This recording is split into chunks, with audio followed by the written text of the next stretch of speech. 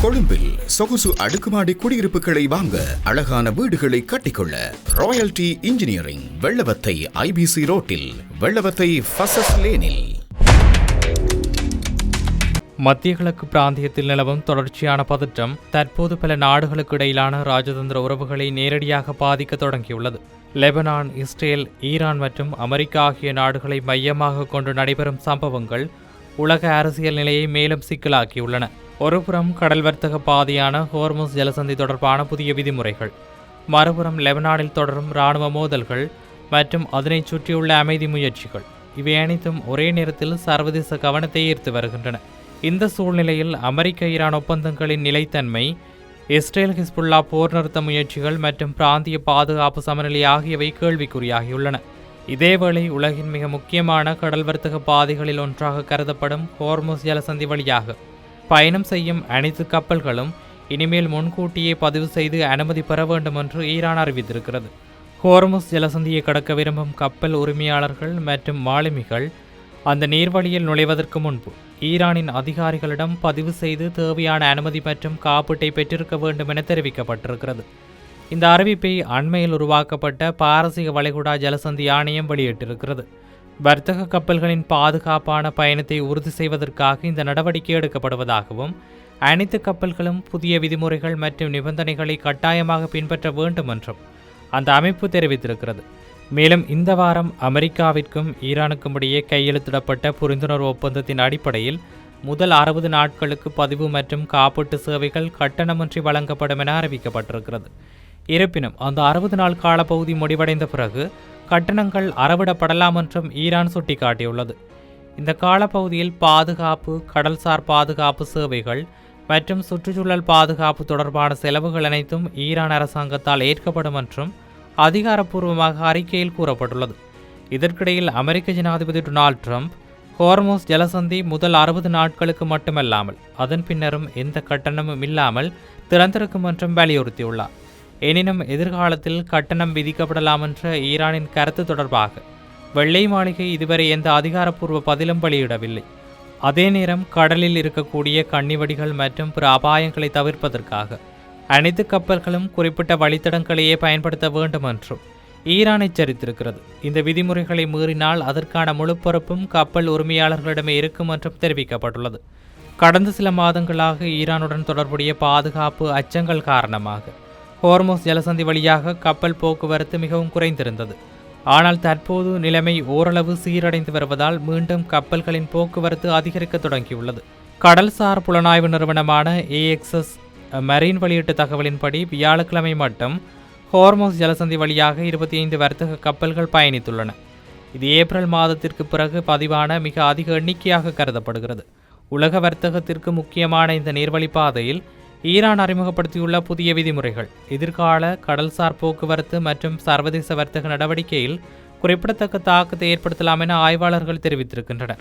இதேவேளை இஸ்ரேலுக்கும் ஹிஸ்புல்லாவுக்கும் இடையிலான மோதலை நிறுத்தும் முயற்சியாக இருதரப்பினரும் மீண்டும் போர் நிறுத்த ஒப்பந்தத்தை புதுப்பிக்க சம்மதித்துள்ளதாக தகவல்கள் வெளியாகியுள்ளன. நிலைமை குறித்து அறிந்த பல்வேறு வட்டாரங்களின் தகவலின்படி இந்த புதிய போர் நிறுத்தம் உள்ளூர் நேரப்படி மாலை 4 மணியளவில் அமலுக்கு வரும் என எதிர்பார்க்கப்பட்டது. இந்த முயற்சியில் அமெரிக்கா மற்றும் கத்தார் முக்கிய மத்தியஸ்த நாடுகளாக செயற்பட்டதாக கூறப்படுகிறது. அதேவேளை மற்றொரு தூதரக வட்டாரம் தெரிவிக்கையில் இந்த ஒப்பந்தம் கத்தார், அமெரிக்கா மற்றும் ஈரான் ஆகிய நாடுகளின் ஒருங்கிணைந்த மத்தியஸ்த முயற்சியின் விளைவாக உருவாகியுள்ளதாக தெரிவித்துள்ளது. எனினும் வெள்ளிக்கிழமை நடைபெற்ற செய்தியாளர் சந்திப்பில் இஸ்ரேல் பாதுகாப்பு படைகளின் செய்தி தொடர்பாளர் இந்த போர் நிறுத்தம் குறித்து உறுதியான பதிலை வழங்க மறுத்துள்ளார்.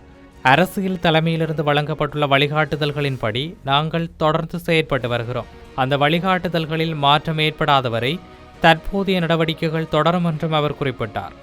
இந்த அறிவிப்புகளுக்கு மத்தியில் லெபனானின் தெற்கு பகுதியில் ஹிஸ்புல்லா நடத்திய தாக்குதலில் 4 இஸ்ரேல் வீரர்கள் உயிரிழந்த சம்பவம் பதற்றத்தை மேலும் அதிகரித்துள்ளது. அதனைத் தொடர்ந்து இஸ்ரேல் லெபனானின் பல பகுதிகளில் புதிய தாக்குதல்களை மேற்கொண்டது. அந்த தாக்குதல்களில் குறைந்தது 21 பேர் உயிரிழந்ததாக தகவல்கள் தெரிவிக்கின்றன. இந்நிலையில் இஸ்ரேலின் தாக்குதல்களை ஈரான் கடுமையாக கண்டித்துள்ளது. மேலும் அமெரிக்காவுடன் முன்னெடுக்கப்படும் எந்தவொரு அரசியல் அல்லது பாதுகாப்பு ஒப்பந்தமும் லெபனானில் போர் நிறுத்தம் ஏற்படுவதுடன் தொடர்புடையதாக இருக்கும் எனவும் ஈரான் எச்சரிக்கை விடுத்துள்ளது. முன்னதாக அமெரிக்க துணை ஜனாதிபதி ஜேடி வேன்ஸ் ஈரானுடன் நடைபெறவிருந்த தொழில்நுட்ப மற்றும் பாதுகாப்பு பேச்சுவார்த்தைகளுக்காக சுவிட்சர்லாந்து செல்ல திட்டமிட்டிருந்தார். ஆனால் லெபனானில் பகைமைகள் முடிவுக்கு வரும் என்பதற்கான உறுதிப்பாடுகளை ஈரான் கோரியதால் அந்த பேச்சுவார்த்தைகள் தற்காலிகமாக ஒத்திவைக்கப்பட்டதாக தெரிவிக்கப்படுகிறது. மேலும் லெபனானில் ஏற்பட்டுள்ள புதிய இராணுவ பதற்றம் மற்றும் இஸ்ரேலின் தாக்குதல்கள் ஏற்கனவே முன்னேறி கொண்டிருந்த ராஜதந்திர பேச்சுவார்த்தைகளுக்கு பாதிப்பை ஏற்படுத்தியுள்ளதாகவும் ஜேடி வேன்ஸ் விமர்சித்துள்ளார்.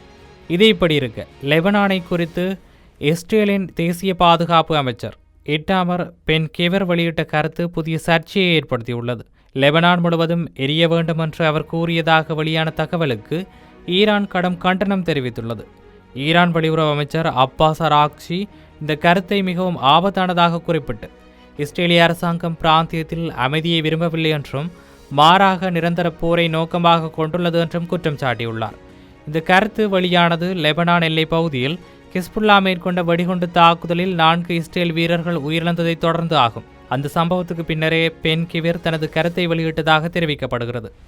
இதற்கு பதிலளித்த அப்பாஸ் அராக்சி சமூக வலைத்தளமான எக்ஸில் வெளியிட்ட பதிவில் இது ஒரு சாதாரண தீவிரவாதியின் கருத்தல்ல, இஸ்ரேலின் தேசிய பாதுகாப்பு அமைச்சரால் வெளியிடப்பட்ட அதிகாரப்பூர்வ கருத்தாகும் என்று குறிப்பிட்டுள்ளார். மேலும் இப்படிப்பட்ட கருத்துக்கள் மத்திய கிழக்கில் ஏற்கனவே நிலவி வரும் பதற்றத்தை மேலும் அதிகரிக்கும் என்றும் அவர் எச்சரித்துள்ளார். இது இப்படி இருக்க, சுவிட்சர்லாந்தின் மத்திய பகுதியில் உள்ள லூசன் நகருக்கு அருகில் உள்ள பிரபலமான ஃபர்கன்ஸ்டாக் ரிசார்ட்டில் அமெரிக்கா மற்றும் ஈரான் இடையிலான அடுத்த கட்ட தொழில்நுட்ப மற்றும் ராஜதந்திர பேச்சுவார்த்தைகள் நடைபெறவிருந்தன. இந்த சந்திப்பு சர்வதேச அளவில் பெரும் எதிர்பார்ப்பை ஏற்படுத்தியிருந்தது. ஆனால் கடைசி நேரத்தில் இருதரப்பினரும் தங்களது பயண திட்டங்களை ரத்து செய்ததாக தகவல்கள் வெளியாகியுள்ளன. எனினும் இந்த முடிவுக்கான அதிகாரப்பூர்வ காரணத்தை அமெரிக்காவோ அல்லது ஈரானோ இதுவரை வெளிப்படையாக அறிவிக்கவில்லை. இது குறித்து வெள்ளை மாளிகை வெளியிட்டுள்ள அறிக்கையில் வரவிருக்கும் தொழில்நுட்ப பேச்சுவார்த்தைகளுக்கான ஏற்பாடுகள் இன்னும் முழுமையாக இறுதி செய்யப்படவில்லை என்று தெரிவிக்கப்பட்டுள்ளது. மேலும் அமெரிக்க துணை ஜனாதிபதி ஜேடி வேன்ஸ் தலைமையிலான தூதுக்குழு தேவையான சூழ்நிலை உருவானவுடன் உடனடியாக பயணிக்க தயாராக இருப்பதாகவும் அந்த அறிக்கையில் குறிப்பிட்டுள்ளது. அதே நேரம் இந்த பேச்சுவார்த்தைகள் ஆரம்பத்திலிருந்தே மிகவும் சிக்கலானதாக இருந்ததாகவும் தற்போதைய சூழ்நிலையில் திட்டமிட்டபடி பயணம் நடைபெறவில்லை என்றும் வெள்ளை மாளிகை தெரிவித்துள்ளது.